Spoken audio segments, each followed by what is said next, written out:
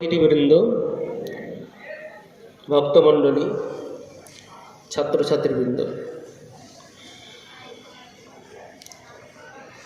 স্বামী বিবেকানন্দ যখন আমেরিকা থেকে প্রথমবার ফিরলেন 1897 খ্রিস্টাব্দ, ফিরে আসার পর তিনি ভারতবর্ষের ঘুম ভাঙাচ্ছেন। কলম্বোতে তিনি এলেন। কলম্বো থেকে আস্তে আস্তে আস্তে করে তিনি ম্যাড্রাসের পথে। এই ম্যাড্রাসে আসার পরে তিনি বেশ কয়েকটি বক্তৃতা দেন। তার মধ্যে একটি বক্তৃতা এর আগের বক্তা তরুণবাবু ওখান থেকে বেশ কয়েকটি কথা বলেছেন। আমি আরেকটি প্রথম পয়েন্ট, অনেকগুলি পয়েন্ট আছে, বক্তব্যের নাম হচ্ছে ফিউচার অফ ইন্ডিয়া, ভারতের ভবিষ্যৎ।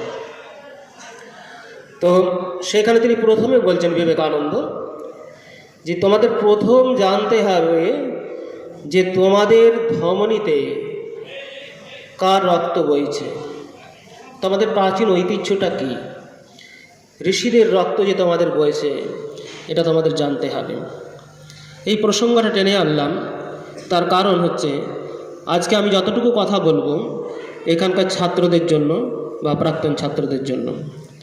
তোমাদের প্রথম জানতে হবে তোমাদের এই স্কুলে কোনো এক মহাপুরুষ, তিনি তোমাদের মতো একজন ছাত্র ছিলেন, তার নাম ছিল গোবিন্দপ্রসাদ শুকুল। জন্ম হয়েছিল রতুয়া থানার দেবীপুর নামক গ্রামে। জন্মের তারিখটি এখনো পাওয়া যায়নি। তারপরে তার জ্যাঠামশাই তিনি সেখান থেকে চাঁচল চলে আসেন। এই চাঁচলের রাজার রাজপুরোহিত হিসাবে তিনি তার কাজ শুরু করেন।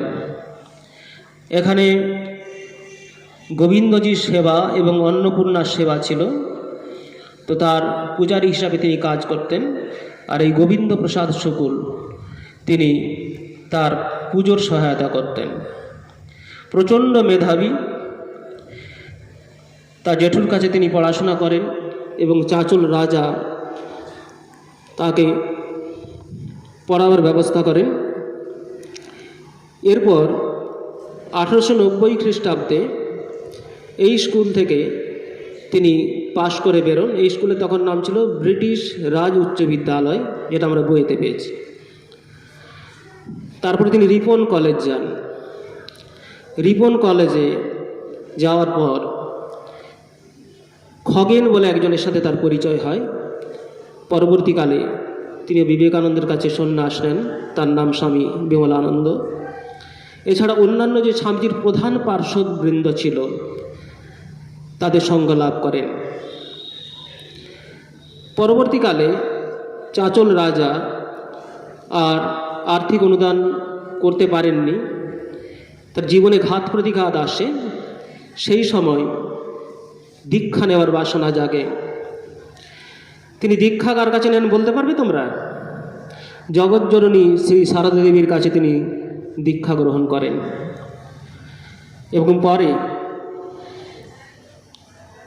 তিনি 1888 থেকে 1896 পর্যন্ত যে দুটি মঠ, আমাদের বরানগর মঠ এবং আলমবাজার মঠ, এটিতে তার যাতায়াত ছিল। 1897 খ্রিস্টাব্দে যখন স্বামী বিবেকানন্দ আমেরিকা হতে ফিরে আসেন, তখন শিয়ালদা থেকে তাকে যে বিশাল প্রসেশন করে নিয়ে যাওয়া হয়, তার মধ্যে সেখান থেকে কিন্তু আত্মানন্দের সাথে স্বামীজির সম্পর্ক অনেক বেড়ে ওঠে। এবং তিনি বলতেন যে এই শুকুল এ বেশি কথা বলে না, কিন্তু এ প্রতিটাতেই অনার্স, জ্ঞান ভক্তি কর্মযোগ প্রত্যেকটাতেই অনার্স আছে। একদিন বললেন, কিরে শুকুল, তুই সাধু হবি?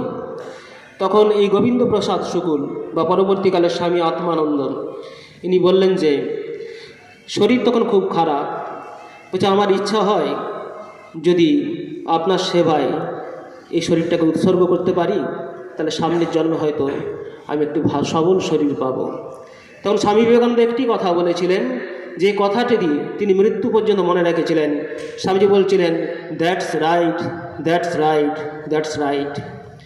এবং বলছেন এই আত্মানন্দজি, এই জীবনের শেষ দিন পর্যন্ত এই কথাটি আমার কানে বাজে। তারপরে শুকুল মহারাজ সন্ন্যাস নেন, তার সাথে আরেকজন বিখ্যাত মানুষ পরবর্তীকালের একসাথে সন্ন্যাস নেন, তার নাম হচ্ছে স্বামী কল্যাণানন্দ। এই কল্যাণানন্দ এবং আত্মানন্দ একই দিনই স্বামীজির কাছে সন্ন্যাস গ্রহণ করেন। সন্ন্যাস গ্রহণ করার পরে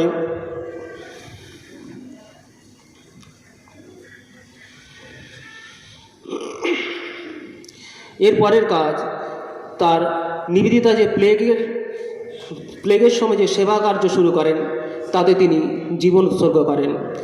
এরপরে ঢাকা মঠ, ঢাকা রামকৃষ্ণ মিশন, এটির প্রতিষ্ঠাতা হিসাবে তিনি সেখানে অধ্যক্ষ হিসাবে যান এবং সেখান থেকে ফিরে আসার পর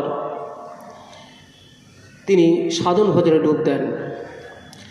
একটা ছোট্ট কথা বলে আমি আমার বক্তব্য শেষ করব। তিনি কতটা পরিমাণ ধ্যান করতেন। সম্বলপুর বলে একটি জায়গা আছে উড়িষ্যাতে, সেখানে তিনি ধ্যানস্থ ছিলেন।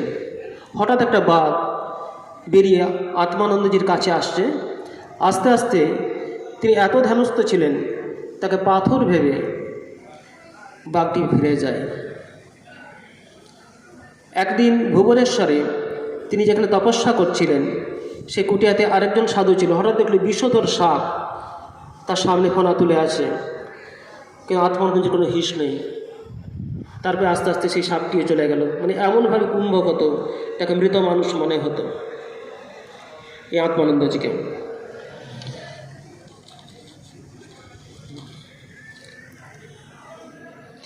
আরেকটি শেষ যে কথাটি বলে শেষ করব, সেটি হচ্ছে যে চাঁচল বিবেকানন্দ পাঠচক্রের শুভ উদ্বোধন, এর জন্যই আমাদের আশা।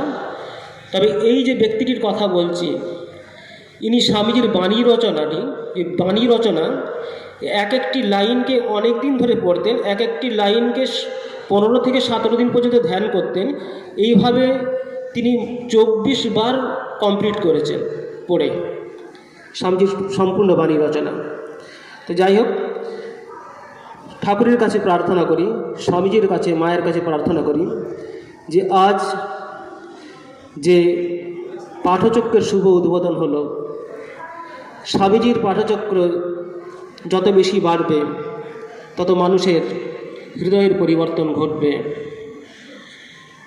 মা শারদা দেবী একটা কথা বলতেন, ফুল নাড়তে চাড়তে ফুলের ঘ্রাণ বের হয়, চন্দন ঘষতে ঘষতে চন্দনের গন্ধ বের হয়। সেরকম ভগবত তত্ত্ব আলোচনা করতে করতে ভগবত ভাবের স্ফুরণ ঘটে। আপনারা সবাই এই পাঠচক্রে যোগদান করবেন। স্বামী বিবেকানন্দ আরও বেশি চর্চা করুন, মনন করুন, দেখবেন যে সমাজ পরিবর্তন এবং জগৎ পরিবর্তনের একটা উপায় আপনারা পেয়ে গেলেন। নমস্কার।